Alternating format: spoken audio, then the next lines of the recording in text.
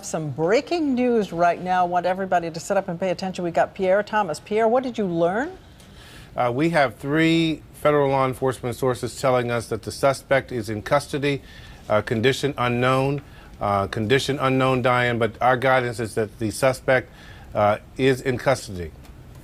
In custody. And again, it seemed inconceivable after all these reports of that gunfire and the way he was surrounded, Pierre? Again, we are unclear on what exactly his condition is, Diane. I'm trying to get some clarity on that, but the guidance we have, a suspect is in custody, and we should be getting further information from the Boston and local authorities very soon. And again, we had heard that the Hannaberrys went out, saw the boat, saw blood in it, which indicated that he might have been injured, maybe in serious condition in that boat. But Brian Ross, are you hearing the same thing? A lot of movement down at the end of the street. I am, Diane. I've just talked with the state representative for this area, John Lawn, who was just down there. He's confirmed to me that that was the suspect number 2 in the boat.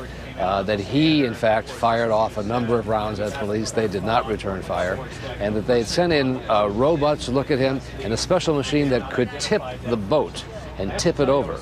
So he has confirmed to ABC News that it is suspect number 2 in the boat and that he was bleeding, and they planned to just let him bleed out or wait until he was in shape where he couldn't respond because they were not certain whether he had a suicide vest on. But that's from State Representative John Lawn. But again, he says to you that the suspect fired at them? That's right. The suspect fired at them. They were under instructions not to return fire. So as they came, he fired off at them, and that the explosions that were heard might have been stun grenades. We did hear that report of some explosion. Now tell me about tipping the boat again and the purpose of that.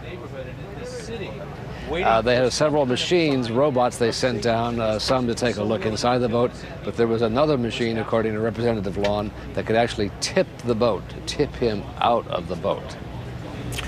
I want to bring in Dick Clark because this is stunning news, Dick. They apparently were standing there. He was firing on them, and they somehow could tip the boat to try to disable at least his ability to succeed in firing at them? Well, if they have a robot that's large enough, and then certainly they exist, and they have these arms that go up to manipulate bombs, they could have used the arms to rip the shrink wrap and then to pull on one side of the boat to have him fall out, and that may be what happened. Well, again, we had heard this report from an